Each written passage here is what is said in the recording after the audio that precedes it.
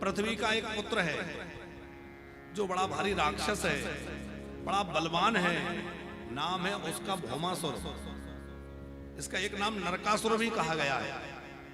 वो भौमासुर इतना बलवान था कि उसने इंद्र का अधिकार छीन लिया, वरुण कुबेर आदि के अधिकार छीन लिए और सबके अधिकार छीनकर अपने बस में कर लिए। जहां भी किसी राजा की सुंदर कन्या को देखता अपहरण करके ले आता और लाके कारागृह में बंद कर देता। पर एक बात है शर्मा जी कि भले ही वो राक्षस था, उसने उन कन्याओं का सील, उनकी पवित्रता भंग नहीं की, उनको स्पर्श भी नहीं किया। हमें ऐसा लगता है कि आज के लोगों से तो जो बड़ी शिक्षित और सभ्य समाज कहलाती है, उससे तो वो राक्षस अच्छे थे कि कम से कम वहां भी उन बेटियों की इच्छा के विरुद्ध उन्हें स्पर्श भी नहीं किया। आज क्या हो रहा है? आज बेटियां पड़ोसियों से सुरक्षित नहीं है, रिश्तेदारों से सुरक्षित नहीं है। स्कूल तो शिक्षा का मंदिर होता है, स्कूलों में जो है अपने गुरुजनों से, अध्यापकों से सुरक्षित नहीं है। तो क्या हम अपने समाज को सभ्य माने? आज का पढ़ा लिखा कहा जाने वाला यह समाज नर पिशाच होता जा रहा है। धर्म शास्त्रों के ज्ञान शून्यता का यह दुष्परिणाम है कि लोगों में विवेक नहीं रहा। क्या करना क्या नहीं करना इसका विवेक शून्य हो गया। हमें याद है जब छोटे छोटे रहते, छोटी सी कोई बात, अरे इसका पाप लगेगा, अरे ऐसा मत करो पाप लगेगा, ऐसा बच्चों को सिखाया जाता था। अब पाप पुण्य की चर्चा कौन करता है? हमारी जो यंग जनरेशन है वो पाप पुण्य समझती नहीं है, उसको मतलब ही नहीं है, जो करना है करना है। नहीं, उन्हें समझाइए क्या सही है क्या गलत है। भैया जीवन में सदाचार ही सबसे बड़ा धन है। यदि पैसा चला गया तो कुछ चला गया। हाँ, ऐसा कोई कहता है कि यदि धन चला गया तो कुछ नहीं गया, क्योंकि धन फिर आ जाएगा। धन चला गया तो कुछ नहीं गया, समय चला गया तो कुछ चला गया, लेकिन यदि चरित्र चला गया तो सब कुछ चला गया। भैया चरित्र ही सब कुछ है, यदि चरित्र नहीं रहा तो फिर क्या रह गया?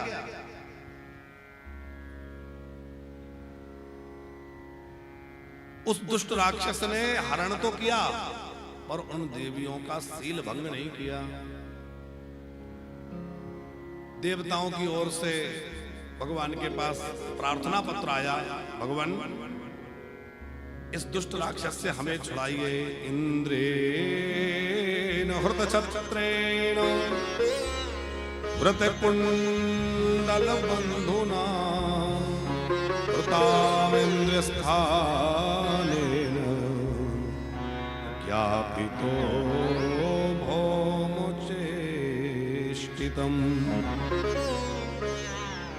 जब भगवान द्वारिकानाथ के पास देवताओं का संदेश आया तो भगवान ने तनिक भी देर नहीं की, गरुड़ पर विराजमान हुए और अपनी प्रिय पत्नी सत्यभामा जी को साथ में लिया कि सभारयो गरुड़ारूढ़ा प्राग्ञ ज्योतिस्फुरं ययो प्राग्ञ ज्योतिस्फुरा।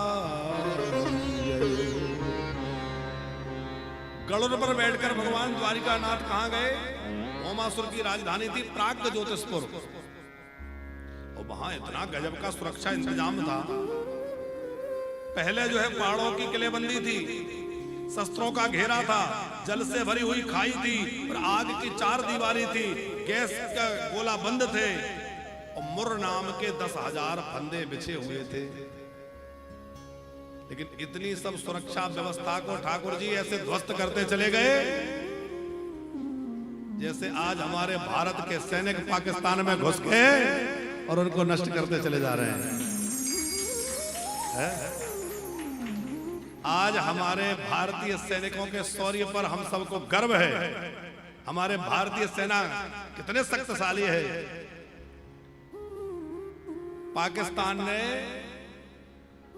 वहां से अपनी मिसाइलें छोड़ी और एक को भी गिरने नहीं दिया, ऊपर आकाश में सबको फोड़ दिया, सब खत्म कर दिया। और कितना बड़ा नुकसान पाकिस्तान को हुआ है, कितने बड़े बड़े उनके हथियार नष्ट कर दिए, उनकी मिसाइलें नष्ट कर दी। और भैया बेटा बेटा ही बना रहे तो अच्छा है, और जब बेटा बाप के सामने बाप बनने की कोशिश करे तो फिर बाप दिखा देता है कि बाप बाप होता है और बेटा है।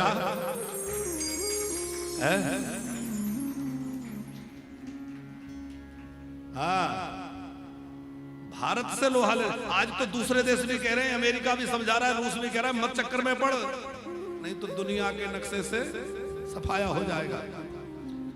अब तो इस्लामिक देशों ने भी पुतिन जी कह दिया मत चक्कर में पड़ो, नहीं तो सब खत्म हो जाएगा। पर हमें लगता है कि अब इनके सफाए का समय आ गया है और सफाया हो जाना चाहिए। अब किसी की बात, अब इसको पाकिस्तान को किसी की बात मानना ही नहीं चाहिए। क्यों नहीं मानना चाहिए? अब इनके सफाए का समय आ गया है, अब तो इनको साफ हो जाना चाहिए। ये राक्षसों का विनाश अब बहुत जरूरी हो गया है, विनाश हो जाएगा। धर्म संस्थापना होने के लिए कभी भगवान क्या शक्ति भेज दे। देखो भगवान ने एक बात कही है, धर्म संस्थापनार्थाय संभवामि युगे युगे। भगवान अलग अलग रूपों में धर्म की संस्थापना करने आते हैं। किस व्यक्ति के रूप में भगवान कौन सी शक्ति भेज दे और कौन सी शक्ति आकर के क्या काम कर जाए। एक तो हमारा गौरव लौट आया कि भैया 500 वर्षों से हमारे रामलला टेंट में बैठे थे, हमारे राम जी महल में विराज गए। हमारे भारत के माथे पर 370 जैसा कलंक लगा हुआ था, वो धुल गया, राम मंदिर का काम हो गया। और दिव्य भव्य कुंभ, डिजिटल कुंभ सारे विश्व ने देखा। और अब सारी दुनिया की नजरें टिकी हुई हैं भैया कि भारत की ओर से जो दिवाली मनाई जा रही है उसका आनंद पूरी दुनिया ले रही है।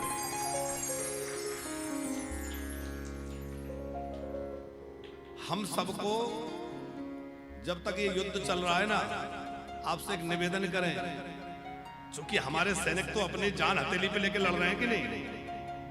अब वहां तो युद्ध चल रहा है, कब क्या हो, तो हमें अपने उन सैनिकों की बल बढ़े, उनके अंदर तेज बढ़े और उनके अंदर जो है आत्मबल बढ़े। उसके लिए कम से कम एक एक माला, दो दो माला अपने भारत की रक्षा के लिए करनी चाहिए। दो दो माला जपना शुरू कर दीजिए, हनुमान चालीसा का पाठ शुरू कर दीजिए।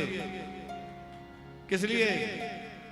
कि हमारे भारतीय सैनिक जो युद्ध के मैदान में खड़े हैं, भगवान उनको और बल प्रदान करें, उनको और शौर्य प्रदान करें और बड़े मजबूती से के साथ खड़े रहें, डटे रहें और सब समाप्त कर दें दुष्टों को। तो भगवान ने जो है इन सारे सुरक्षा इंतजामों को ध्वस्त कर दिया। मुर नाम का दैत्य लड़ने आ गया, भगवान ने उसको मारा तो भगवान का नाम मुरारी पड़ गया। और फिर मुरारी नाम भगवान का विख्यात हो गया। जैसे त्रिपुर राक्षस को मारने से भगवान शंकर का नाम त्रिपुरारी पड़ा। अभी हम लोग तो महापुराण की कथा सुनने वाले हैं। अभी सिवनी मध्य प्रदेश से, जो जबलपुर के पास सिवनी है मध्य प्रदेश में, वहां से शिव महापुराण की कथा 19 मई से लेकर के 25 मई तक होगी। उसका सीधा प्रसारण आस्था भजन चैनल पर 4 बजे से 7 बजे तक नृत्य प्रति होगा। आप लोग तो अपने अपने घरों में रहेंगे, तो आप लोग टेलीविजन के माध्यम से कथा सुनिए। जो लोग इस समय आस्था भजन पर जुड़े हैं वो लोग भी कथा का आनंद लीजिए। उस समय सब महापुराण में शिव जी के खूब चरित्रों का आनंद लेंगे। और उसके बाद जो कलकत्ता की कथा है वो है 29 मई से 5 जून तक, 8 दिन का कार्यक्रम है। 8 दिवसीय उस कथा में हम लोग जो है आस्था चैनल के माध्यम से कथा श्रवण करेंगे। उस शाम को 5 बजे से आस्था चैनल पर कथा रहेगी और सोशल मीडिया में तो सब रहता ही है, आनंद लीजिए। हाँ, सिंगापुर यात्रा के लिए जिन लोगों के रजिस्ट्रेशन अभी तक भी नहीं हो पाए और जो बहुत मन बनाए हुए हैं, कई लोग हैं जिनके मन में अच्छा हम भी चलेंगे, लगातार कॉल आ रहे हैं। प्रतिदिन 10, 20, 25 लोग कॉल करते हैं हमें सिंगापुर चलना है, सिंगापुर की क्या व्यवस्था है, कैसे जा सकते हैं। तो जो भी चलने वाले लोग हैं उनसे निवेदन है कि अब यथाशीघ्र अपना रजिस्ट्रेशन कराएं, क्योंकि जितना अब लेट होंगे उतना आप सब लोग जानते हैं हवाई टिकट महंगे हो जाएंगे, और भी चीजों में परेशानी होती है, तो समय रहते यदि हम लोग बुकिंग करा लेंगे तो समय से सारी व्यवस्था हो जाएगी, आपको अनुकूलता रहेगी। और गुरु पूर्णिमा में भी जो लोग आने वाले हैं वो भी समय रहते अपनी सूचना देंगे कि हम इतने लोग आ रहे हैं, इतनी तारीख में आएंगे, ताकि आपको उचित प्रबंध प्राप्त हो सके। भाई इतना बड़ा उत्सव रहेगा, सैकड़ों हजारों लोग आएंगे, तो आप लोगों को रुकने का बढ़िया इंतजाम मिल जाए, आपकी अनुकूलता सब बनी रहे, उसके लिए आप पहले से यदि संपर्क करके आएंगे तो आपको अनुकूल व्यवस्था मिलेगी। वो अचानक भी आएंगे तो व्यवस्था तो मिलेगी, पर जैसी मिलेगी तैसी मिलेगी, क्योंकि गुरु पूर्णिमा का कार्यक्रम है, पूरे वृंदावन में कचाकच भीड़ रहती है। उस समय वृंदावन में बड़ा रस रहता है। एक होली का समय और गुरु पूर्णिमा का समय वृंदावन में बड़ी भीड़ होती है। वो आजकल तो वृंदावन में हर समय भीड़ होने लगी, पर ये दो समय तो बहुत भारी भीड़ होती है। तो गुरु पूर्णिमा में प्रायः सब महापुरुष ब्रज में विराजते, इसलिए सब जिनके जो शिष्य परिकर हैं सब पधारते हैं। तो आप लोग आ रहे हैं तो अपना आने का समाचार पहले से देंगे, और पोथी बिठा रहे हैं फिर तो पहले से अपना नाम लिखाएंगे, ताकि आपके लिए ब्राह्मण की व्यवस्था, आपके लिए रुकने की व्यवस्था। और आप मान लो नहीं भी आ पा रहे तो घर बैठे भी यदि पोथी पाठ का संकल्प देना चाहें तो जो 108 भागवत पोथी पारायण होना है, उसमें आप अपने घर से भी संकल्प दे करके एक पोथी अपनी एकादश उसमें जो है गुरु पूर्णिमा के उत्सव में यहाँ विराजमान कर सकते हैं। खूब आनंद से पोथी पारायण होगा, भागवत की कथा होगी। तो हम आपसे निवेदन कर रहे थे कि भगवान का मुर नाम के दैत्य को मारने से मुरारी नाम पड़ गया। भौमासुर से युद्ध हुआ, भौमासुर को समाप्त किया। अच्छा, भौमासुर को पहले पंकज जी मार नहीं रहे थे, ठाकुर जी बड़ी देर तक खेल खिलाते रहे। पृथ्वी देवी प्रकट हो गई। पृथ्वी देवी ने कहा प्रभु इसको मार क्यों नहीं रहे, जल्दी मारिए। ठाकुर जी बोले देवी जी आपके ही कारण नहीं मार रहे। क्यों? बोले आपका बेटा है, कहीं आप नाराज ना हो जाओ। क्योंकि गृहस्थ व्यक्ति जो होते हैं वो बड़े धर्म संकट में होते हैं। हाँ, देवी जी की तरफ देखना पड़ता है, इनका रुख कैसा है, मूड ठीक है कि नहीं है। हाँ, कोई गृहस्थ व्यक्ति कहे ना कि सोच के बताएंगे, क्या मतलब हुआ है? सोच के बताएंगे कि पूछ के बताएंगे? हाँ, अच्छा एक बात है, आजकल कोई कितना ही बड़ा व्यक्ति हो, चाहे जैसा हो, इतना रुआब हो समाज में उसका, चाहे जितना वर्चस्व हो, और डरते सब हैं। अच्छा एक और बात कहे पंकज जी, डरना भी चाहिए। और बताएं, भलाई भी इसी में। हाँ, सब ऐसा है। वो एक नई शादी हुई तो वो उसकी पत्नी मायके जा रही थी, रेलवे स्टेशन तक बिठाने आया, रेलगाड़ी का प्रतीक्षा थी, गाड़ी आने वाली थी, सिग्नल हो गया। वो बेचारा रो रहा था कि अब जा रही है, कब लौटेगी। पर देखा कि बाजू में एक अधेड़ बैठे हैं जोड़ा, वो व्यक्ति भी रो रहा है, अकेला बैठा है, अकेला व्यक्ति अधेड़ बैठा है, रो रहा है। तो उसने पूछा आप क्यों रो रहे हैं? अरे मेरी तो पत्नी जा रही है इसलिए रो रहा हूं, आप क्यों रो रहे हैं? बोले बेटा जिस ट्रेन से तेरी जा रही है उससे मेरी आ रही है, मैं इसलिए रो रहा हूं। तो दाम्पत्य आजकल ऐसा हो गया है? पर दाम्पत्य ऐसा हो जैसे अभी हम लोग सुदामा और सुशीला की कथा सुनेंगे। भैया सुशीला जैसी पत्नी हो और सुदामा जैसे कोई हो तो फिर क्या कहना, सदग्रस्त भी आनंद है। हमारे यहाँ रहते हैं वानप्रस्थियों में एक हमारे दीनानाथ साहा पीछे बैठे हैं, ये दोनों दंपत्ति इतना बढ़िया भजन करते हैं। अभी 84 कोस की पैदल परिक्रमा के लिए दोनों ही निकल गए। हमसे पूछने आए महाराज जी हम 84 कोस परिक्रमा करने जा रहे हैं पैदल। हमने कहा देखो अब बाबा बुजुर्ग हैं, मैया भी बहुत उम्र है। बोले नहीं नहीं महाराज जी कोई बात नहीं, हम कर लेंगे, आप आशीर्वाद दे। दोनों पति पत्नी में ऐसा तालमेल है कि बहुत बढ़िया, क्या कहना। और दोनों बहुत बढ़िया प्रेम से जो है पैदल पैदल पूरी 84 कोस की परिक्रमा करके। कितने दिन लगे थे साहब जी? 20 दिन लगे। 20 दिन में 84 कोस की पैदल परिक्रमा कराए और आनंद से आ गए। और वानप्रस्थ में खूब सेवा करते हैं, दोनों पति पत्नी यहीं रहते, और दोनों मैया भी यहीं रहती हैं, आप भी यहीं रहते हैं, यहीं जल की सेवा करते हैं। हमारी जो प्याऊ लगी है वहां आप ही पानी पिलाते हैं, तो बढ़िया करो सेवा। तो हम आपसे कह रहे थे कि पृथ्वी देवी का पुत्र है, इसलिए ठाकुर जी थोड़ा सा सोच रहे थे कि कहीं ये देवी जी नाराज ना हो जाए कि मेरे बेटे को क्यों मारा। पृथ्वी ने कहा प्रभु मारिए। ठाकुर जी ने कहा अब आप कह रही हैं तो अवश्य मारेंगे। पृथ्वी बोली प्रभु बात यह है कि मुझे पर्वतों का, समुद्रों का, नदियों का भार नहीं लगता, मुझे एक परद्रोही का भार लगता है।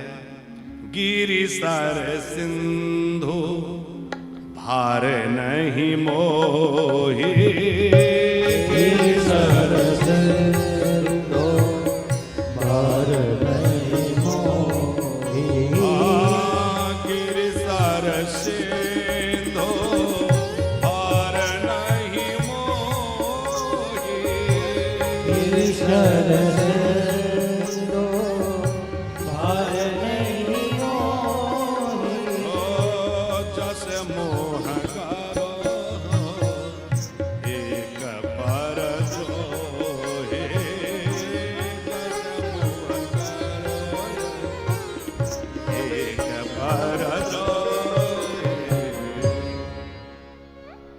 बड़े बड़े पर्वतों का, पहाड़ों का भार नहीं लगता, मुझे एक परद्रोही व्यक्ति का भार लगता है जो दूसरे से द्वेष करता है, द्रोह करता है।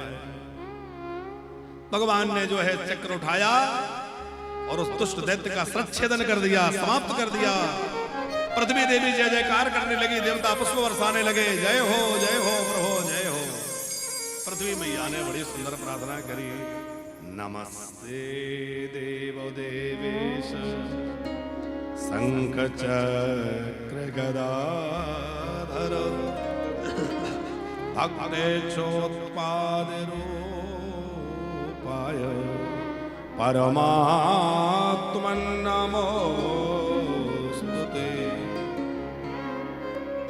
नमो भगवते तुभ्यं वासुदेवाय विष्णवे पुरुषायादि बीजाय पूर्णबोधाय ते नमः। ये पृथ्वी देवी के द्वारा भगवान की स्तुति हुई है। फिर भगवान ने उस दुष्ट दैत्य के पुत्र को राजा बना दिया, अपना राज्य छीना नहीं उसका बेटा था भगदत्त, तो उसको राज्यपाट दे दिया। उस कारागृह में गए जहां उसने उन देवियों को बंदी बना रखा था, सबको मुक्त कर दिया, देवियों अपने अपने घर जाओ, तुम स्वतंत्र हो। अब वो आगे ना बढ़े, रस्तोगी जी वो जाए ना। भगवान ने कहा जाती क्यों नहीं हो? बोले कहां जाएं, कौन हमें रखेगा? क्या हमारे माता पिता हमें स्वीकार करेंगे? कदाचित स्नेह के कारण माता पिता हमारे को स्वीकार कर भी लें तो हमसे ब्याह कौन करेगा? अरे ये बात हम जानती हैं, हमारा जीवन पवित्र है, पर कोई मानेगा? द्वारिकाधीश ने कहा देवियों फिर तो बड़ी समस्या है। बोले हम तो अनाथ हो गई। द्वारिकाधीश बोले देवियों कोई अनाथ नहीं है, सबके नाथ द्वारिका के नाथ है, चिंता मत करो, तुम द्वारिका चलो। और सबको द्वारिका भिजवाया और एक ही मुहूर्त में इतने सारे मंडप डाले गए और इतने सारे रूप श्री कृष्ण ने धारण कर लिए और 16,100 रानियों के साथ ब्याह हो गया और कन्याओं के साथ वो सब रानी बन गई। और भगवान के कुल विवाह कितने हो गए? 16,108। 16,000 वेद के मंत्र हैं, उपासना कांड के, अष्टधा प्रकृति है और 100 जो है वो उपनिषद है। इस तरह से कहा जाता है।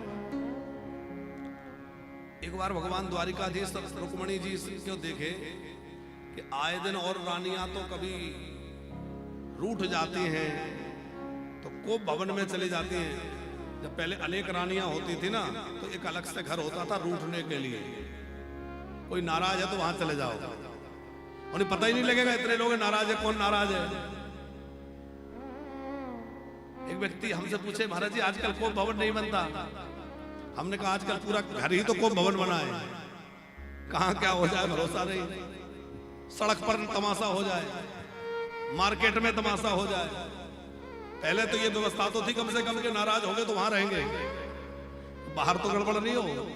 आजकल तो सड़क पे भी तमाशा होता है। तो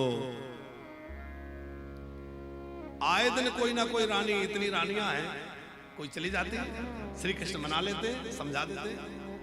लेकिन रुक्मणी जी इतने दिनों तक विवाह के बीत गया, कई वर्ष बीत गए और कभी नाराज नहीं हुई, कभी कोप भवन में नहीं गई।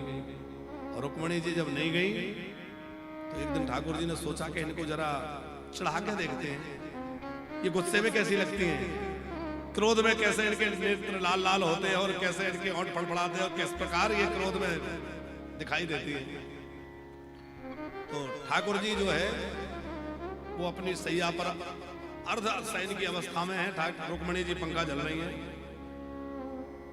और ठाकुर जी बोले, अच्छा देवी ये बताओ तुमने हमसे विवाह क्यों किया?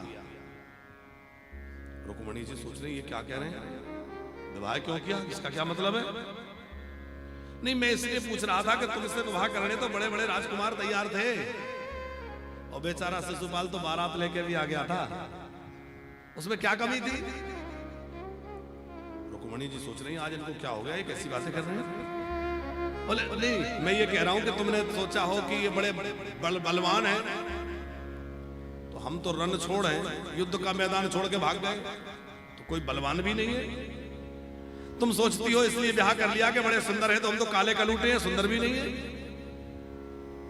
तुम कहो कि इसलिए विवाह कर लिया कि तुम्हारा कुल खानदान बहुत अच्छा है, तो हमारा तो यही कन्फर्म नहीं है कि देवकी यशोदा के हैं कि यशोदा के हैं। कोई कहता है नंद यशोदा के, कोई कहता है देवकी वसुदेव के। देवी तुम कहो कि हमने तो तुम्हारा आचार विचार, तुम्हारा ज्ञान गुणी देख करके, तो हम तो हमें कोई गुण ही नहीं है, बचपन के चोर हो रहे हैं। रुक्मणी जी बड़ी परेशान हो गई, आज इनको क्या हो गया, कैसी बातें कर रहे हैं? और इतने पर भी रुक्मणी जी जब नाराज नहीं हुई, थोड़ी गंभीर जरूर हो गई। ठाकुर जी ने क्या किया, बोले देवी अभी भी कुछ नहीं बिगड़ा, शिशुपाल तो अभी भी तुम्हें चाहता है, अभी भी कुछ नहीं बिगड़ा। इतना कहते ही रुक्मणी जी को लगा पता नहीं अब क्या कहेंगे, एकदम चक्कर सा आया और धड़ाम से गिरी और गिरते गिरते ठाकुर जी ने उनको संभाल लिया। चतुर्भुज रूप में ठाकुर जी प्रकट हो गए, दो हाथों से रुक्मणी जी को संभाला, बिस्तर पे लिटाया, एक हाथ से पानी का छींटा मार रहे, एक हाथ से पंखा लेके हवा करने लगे। पहले रुक्मणी जी हवा कर रही थी, अब ये कर रहे हैं, पानी का छींटा दिया। अरे देवी मैं तो बस ऐसे ही विनोद कर रहा था, तुम तो इतनी गंभीर हो गई, मूर्छित हो गई।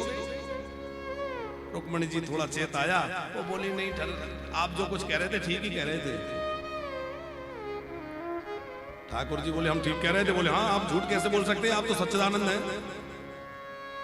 हम तो कह रहे थे हमें कोई गुण ही नहीं है। बोले ठीक कह रहे थे, आप में ना सत्व गुण है, ना रजोगुण है, ना तमोगुण है, आप तो गुणातीत हैं, निर्गुण ब्रह्म है। अरे वाह देवी तुम तो बढ़िया अर्थ कर रही हो। हम कह रहे थे हमारे माता पिता का ठिकाना नहीं है।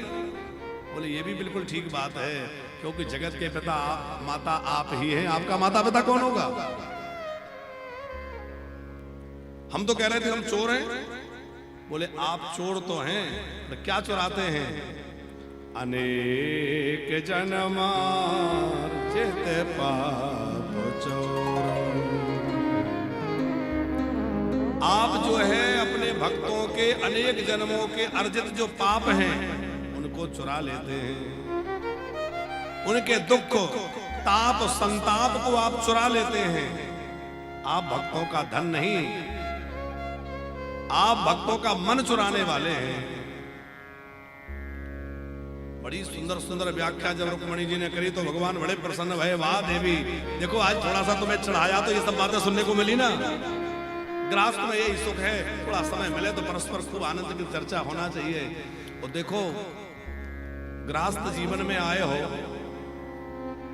तो ये रोना मत रोते रहो कि अरे हम क्या करें, चक्कर में पड़े हैं, प्रपंच में फंसे। गृहस्थ में रह करके पति पत्नी खूब सत्संग करें, थोड़ा समय मिले हास्य परिहास विनोद करते भाई बढ़िया सुख से जीवन जिए।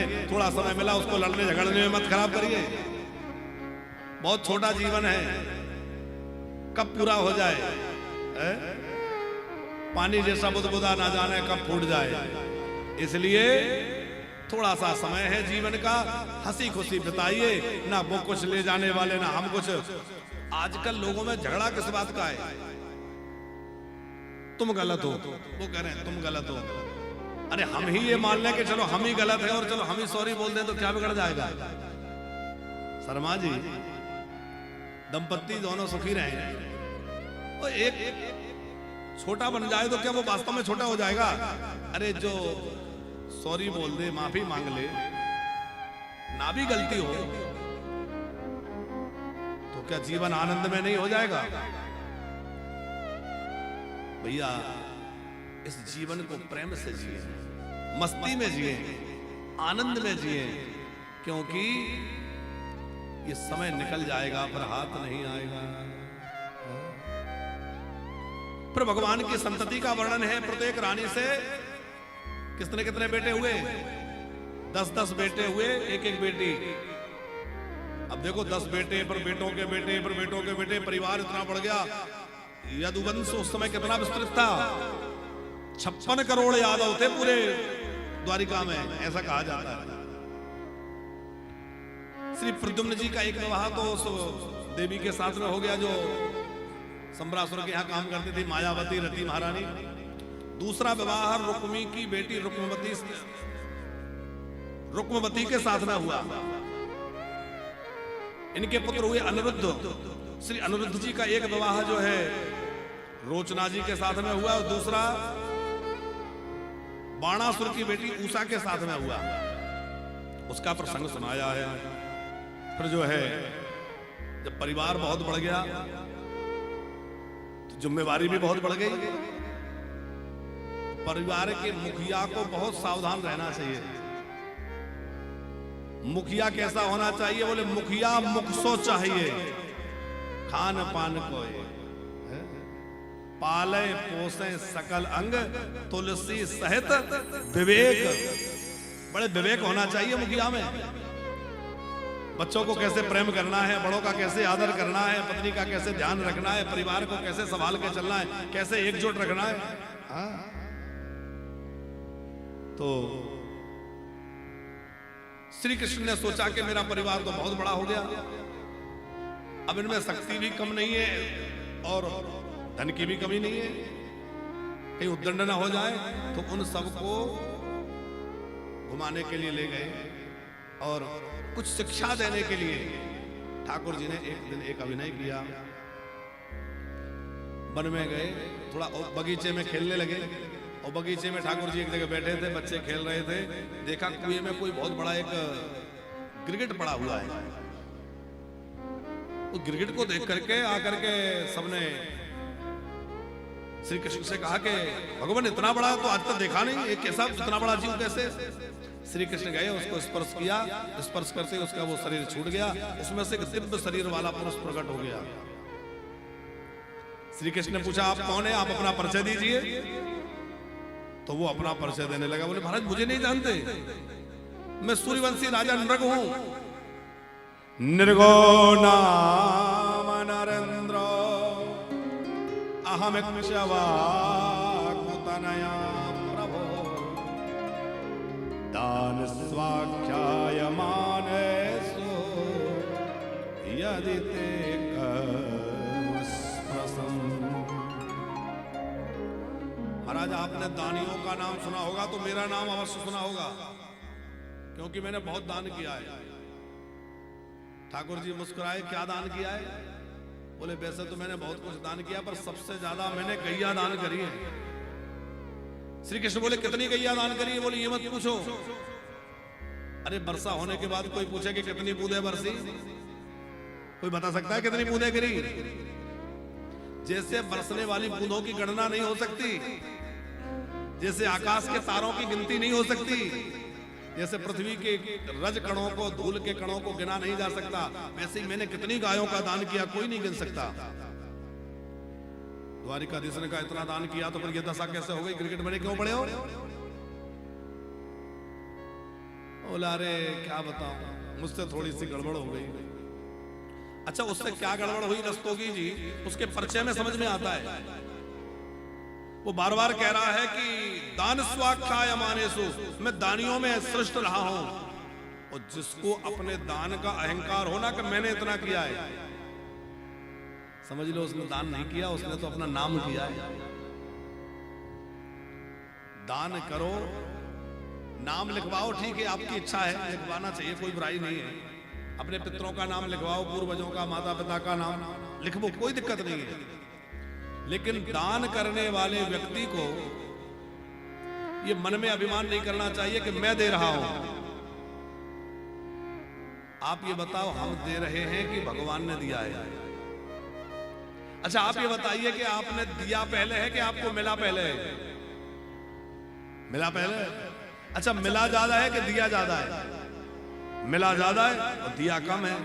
तो जिसने पहले दिया और ज्यादा दिया तो विशेषता तो उसकी है, हमारी विशेषता थोड़ी है। पर भगवान हमारे हाथों से ये करवा रहे हैं तो ये भगवान की बड़ी कृपा है कि भगवान हमारे हाथों से दिलवा रहे हैं। यदि भगवान ने हमें इस योग को बनाया है पंकज जी, तो ये सोचना चाहिए कि ये तो भगवान की कृपा करुणा है जो भगवान ने हमें ऐसा बनाया कि हमारा हाथ ऊपर रहे, हमें हाथ नीचे नहीं फैलाना पड़ रहा है। कि देनहार को और है, देवत है देने रे, लोग भरम हम पर करे, ताते नीचे देनहार को और है। देने वाला कौन है? अरे देने वाले तो हमारे श्री ठाकुर जी हैं। दान का अभिमान जीवन में मत करना, नहीं तो दिया हुआ दान निष्फल हो जाएगा। हो सके तो खूब दान करिए, जो आपको भगवान ने सामर्थ्य दिया है। तो एक बात ध्यान रखना, इस जीवन में खुले हाथों से बांटोगे तो अगले जन्म में भगवान जन्म लेते ही आपको करोड़ों का मालिक बना देंगे। इस जीवन में तो सब कुछ मिलेगा ही, परलोक में जाएंगे वहां भी सुख सुविधा मिलेगी। और अगले बार जन्म भी होगा तो किसी धनी व्यक्ति के घर में। और इस बार मुट्ठी बांधे रहे तो सिकंदर ने क्या किया था? सिकंदर ने कहा था कि जब मैं मरूं और मेरा जनाजा निकले तो मेरे दोनों हाथ जनाजे से बाहर निकाल देना। लोगों ने कहा ऐसा क्यों चाहते हो? बोले ये मैं इसलिए चाहता हूं कि मैंने दुनिया भर में कितना आतंक मचाया, तमाम लोगों को लूटा, दुनिया भर का धन जुटाया, पर सारी दुनिया देख ले कि जब सिकंदर मरा, इतना कुछ करने वाला सिकंदर भी मरा तो खाली हाथ मरा, उसके हाथ में एक कौड़ी भी नहीं थी। ये सारी समाज, सारा दुनिया जान रहा है। सिकंदर भी ये बात कह रहा है। तो भैया खुले हाथों व्यक्ति को दान करना चाहिए। कहीं भी कोई अच्छा कार्य हो रहा हो, लेकिन उस दान का अभिमान नहीं करना चाहिए। एक और बात ध्यान रखें, दान हमेशा सत्पात्र को देना चाहिए। सत्पात्र को दिया हुआ दान बढ़ता ही जाता है, और गड़बड़ जगह लग जाए, गलत जगह लग जाए, सत्पात्र के द्वारा दिया हुआ दान कैसे बढ़ता है? जैसे राम जी के बाण, राम जी अपने तुनीर में एक ही बाण रखते हैं, ज्यादा नहीं रखते। राम जी के तुनीर में एक बाण रहता है, जब लेकिन वो निकालते हैं तो 2 हो जाते हैं, संधान करते हैं वो 100 हो जाते हैं, और जब वो चलते हैं तो 1000 हो जाते हैं, और जब लक्ष्य का भेदन करते हैं तो वो करोड़ों करोड़ हो जाते हैं, और एक ही बाण करोड़ों रूपों में प्रकट हो जाता है। तो जैसे राम जी का बाण बढ़ता है, उसी प्रकार सत्पात्र को दिया हुआ दान बढ़ता है। एक महात्मा ने एक मछुआरे को एक चांदी का सिक्का दे दिया, मछली मत मारा कर, ये हिंसा मत किया कर, ये चांदी का सिक्का ले जा, कुछ धंधा बिजनेस कर लेना जा। शर्मा जी वो व्यक्ति तो आदी था मछली मारने का, मछुआरा ही था। उसने उससे नया जाल खरीद लिया और बढ़िया तरीके से मछली पकड़ने लगा। जाल पुराना था, पैसा मिल गया ना, नया खरीद लिया। महात्मा जी मर के गए तो ऊपर ले जाया गया, बोले इन्होंने जो है इतनी मछलियां मारी हैं, वो लोग हम तो हिंसा के जीवन भर विरोधी रहे, हम हिंसा के लिए रोकते रहे, कभी हिंसा ना करी ना कहीं होने दी। वो कहा कि जा रहा है कि इतनी हिंसा करी, मैंने तो कभी नहीं करी। कहा कि तुमने एक मछुआरे को चांदी का सिक्का दिया था, बोले हाँ दिया था। उसने उस सिक्के से मछली पकड़ने वाला जाल खरीदा और उस जाल के द्वारा उसने जो मछली पकड़ी उनमें से आधी तुम्हारे खाते में लिख दी गई, क्योंकि जाल की व्यवस्था तुमने करवाई थी। तो समझ रहे, यदि गलत जगह दान चला जाए तो उसका कितना दुष्प्रभाव हो सकता है। और दान जो आप दे रहे हैं वो कैसा होना चाहिए? श्री कृष्ण ने कहा राजा नरक से कि तुमने जो दान किया था तो वो ऐसा होगा कि तुमने अन्याय पूर्वक अनीति से जो धन कमाया उसमें से थोड़ा दे दिया। लोग क्या करते हैं, काला धन आया तो चलो थोड़ा बहुत महाराज जी के यहाँ भेज दें तो हमारा धन शुद्ध हो जाएगा। लेकिन ध्यान रखना, ये काला पीला गड़बड़ करेगा, जीवन भर बिगाड़ देगा। इसलिए ये टेबल के नीचे से लेना और बेईमानी करना ये सब बंद कर दो। शुद्ध कमाई में से दान करो, भले 1 रुपए करो। हाँ, राजा नरक कहने लगे महाराज मैंने जिन गायों का दान किया वो कैसी गैया थी? पयस्वनी तरुणी शील रूपा गुणोपपन्ना कपिला हेम श्रृंगी न्यायार्जितो रूप कुरा सवत्सा दुकूल माला भरणा ददाभ्यहम् न्यायार्जितो रूप कुरा सवत्सा। ऐसा नहीं कि मैंने बूढ़ी गईयों का दान किया हो। कई जगह लोग कहते हैं बाछी दान कर दे, बछिया। अरे बछिया क्या बढ़िया दुधारू गाय दान करो। पयस्वनी तरुणी रूपशीला, राजा नरक कह रहे हैं मैंने परस्वनी गायों का दान किया और न्याय पूर्वक धन कमा के, ऐसे नहीं कि अन्याय के धन से किया हो। गायों को सजा धजा करके दान किया। फिर तुम्हारी ये दशा क्यों हो गई? बोले एक बार एक पंडित जी की गैया मेरी गैयों में मिल गई, मैं तो पहचान नहीं पाया, मैंने वो दान कर दी। जिन पंडित जी को दक्षिणा में गाय मिली थी वो लेके जा रहे थे दान में जो गाय मिली, और जिनकी खो गई थी वो ढूंढ रहे थे, दोनों मिल गए। ये तो मेरी गाय, वो बोले मेरी गाय, दोनों में झगड़ा हो गया, दोनों मेरे पास आए। राजा का धर्म उस समय था शर्मा जी कि राजा कहते कि भैया गलती से तुम्हारी गाय आ गई, मैं क्षमा मांगता हूं और आप अपनी गाय वापस ले जाइए, और गायों की इच्छा हो तो ले लीजिए। पर क्या कह दिया, सबको गाय मैं ही देता हूं, तुमको भी मैंने दी होगी, झगड़ा मत करो, जाओ वापस। वो पंडित जी दुखी हो गए, मेरे घर की बछिया थी, मैंने घर में पाल के बड़े किए थे, उनका उससे हार्दिक प्रेम था, बड़े दुखी हो गए और बिना गाय लिए ही लौट के चले गए। वो पाप इतना भयंकर लगा उस राजा को कि इतने उसके पुण्य थे उसके बावजूद भी उसको गिरगिट बनना पड़ा, इतने दिनों तक पड़ा रहा।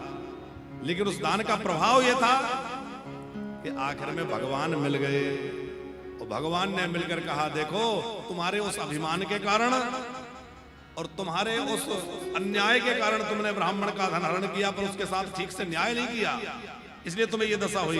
अब ध्यान रखना। भगवान को प्रणाम करके वो चला गया और श्री कृष्ण ने अपने बच्चों को समझाया, बेटा देखा कि नाहम हलाहलम मन्ये विषमयस्य प्रतिक्रिया ब्रह्मस्वं हि विश्वं प्रोक्तम् नास प्रतिविदर्भोवि। हलाहल विष कोई पी ले तो वो बच सकता है, समय से इलाज हो जाए, तो हलाहल विष पीने वाला तो बच सकता है, पर ब्राह्मण का धन हरण करके कोई बच नहीं सकता। वो चाहे खुद ने दिया हो चाहे किसी और ने दिया हो। स्वदत्तां परदत्तां ब्रह्मव्रतिं हरेश्चया षष्ठिवर्ष सहस्राणि विष्टायां जायते क्रमी। अपने द्वारा दिया हुआ हो या किसी और ने दिया हो, ऐसे ब्राह्मण के धन का जो हरण कर लेता है उसको 60,000 वर्षों तक विष्ठा का कीड़ा बनना पड़ता है, भगवान श्री कृष्ण कह रहे हैं। इसलिए गाय का धन, ब्राह्मण का धन, संत का धन, मंदिर का धन, इनसे बहुत सावधान रहना। फिर आगे वो राजा तो भगवत धाम चले गए। बलराम जी की ब्रज यात्रा है। पौंड्रक राजा का भगवान ने उद्धार किया, काशी राज का उद्धार हुआ, द्वैत वानर का उद्धार बलराम जी ने किया। देवर्षि नारद भगवान की दिनचर्या देखने आए, उसका सुंदर वर्णन है। और आगे बढ़ने से पहले हम अपने मन मंदिर में भगवान को विराजमान करते हुए, अपने नयनों में उनको विराजमान करते हुए जरा उन्हीं से प्रार्थना करें कि मन मोहन तुझे रिझाऊं,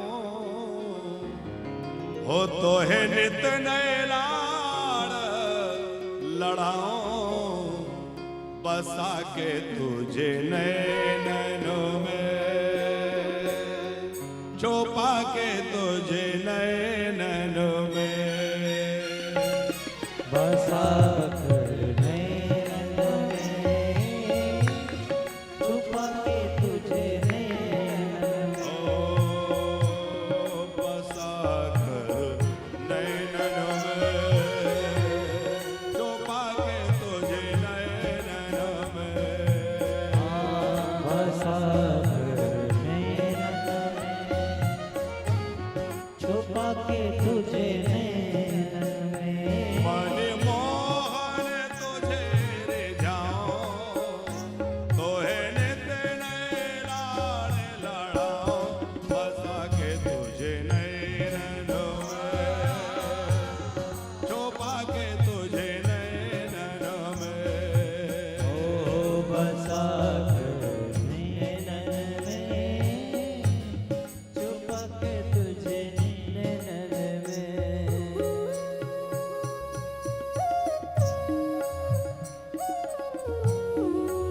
श्री राधा लाल की जय।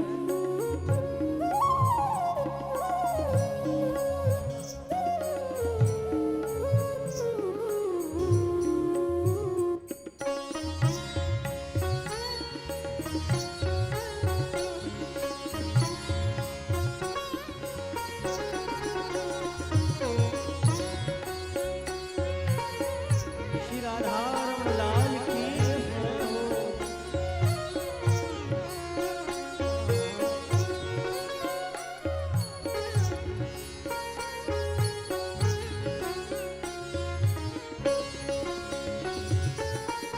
गीत बन जाओ तेरे बांसुरी के स्वर का,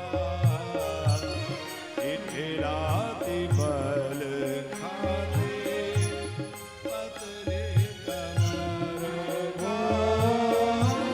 गीत बन जाऊं तेरी बांसुरी के स्वर का, इठलाते बल खाते पतली कमर का। गीत बन जाओ तेरे बांसुरी के स्वर का, इठलाती बल खाते पतले कमर का।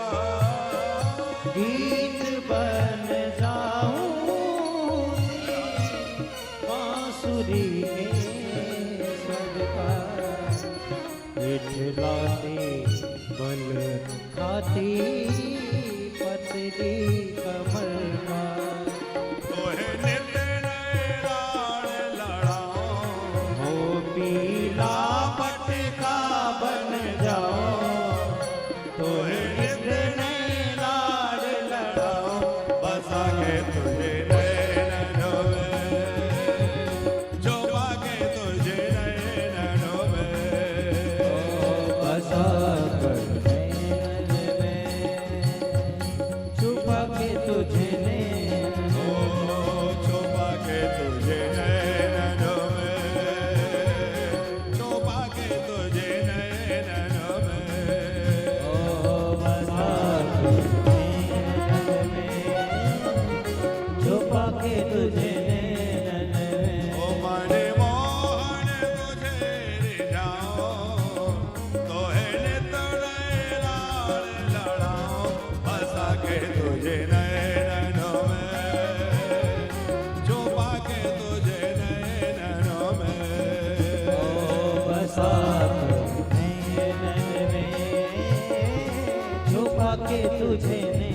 लाली सेवा करते हुए श्री राधे।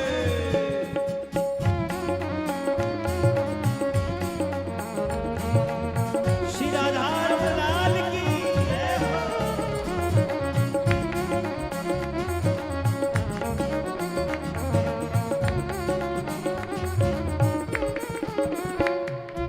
जय हो।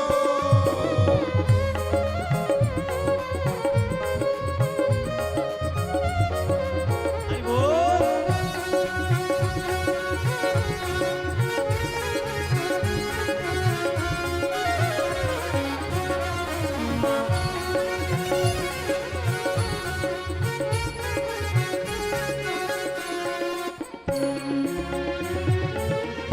घोंघरो बनो जो तेरे पायल का प्यार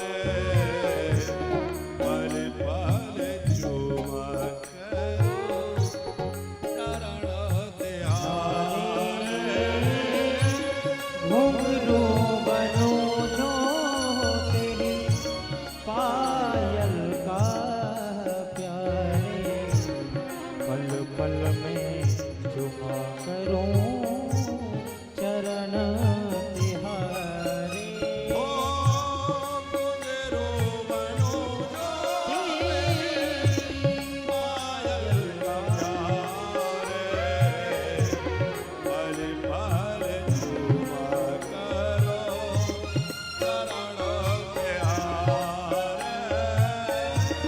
घुंघरू बनो जो तेरी पायल का प्यारे पल पल चुमा करूं चरण तिहारे।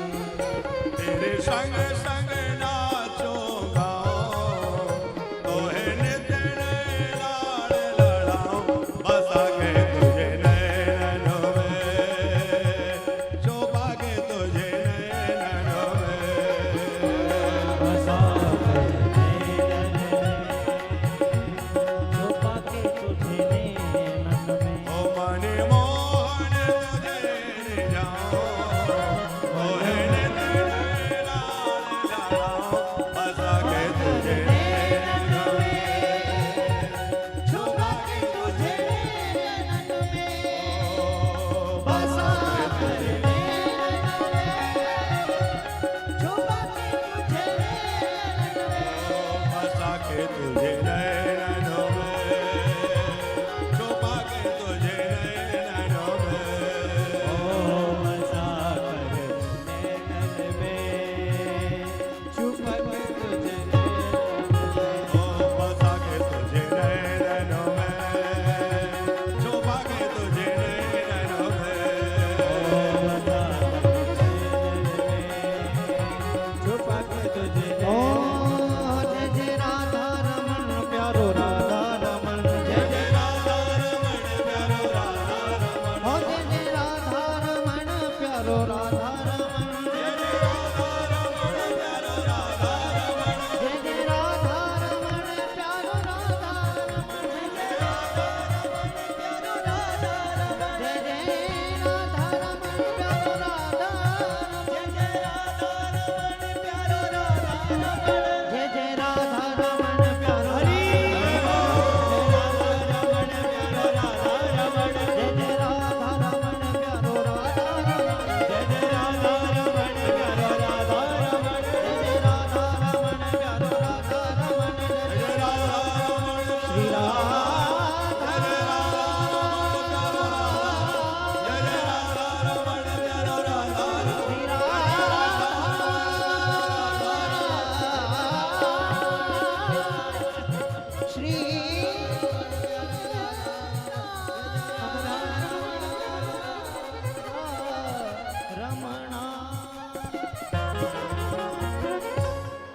बसा के तुझे नैनों में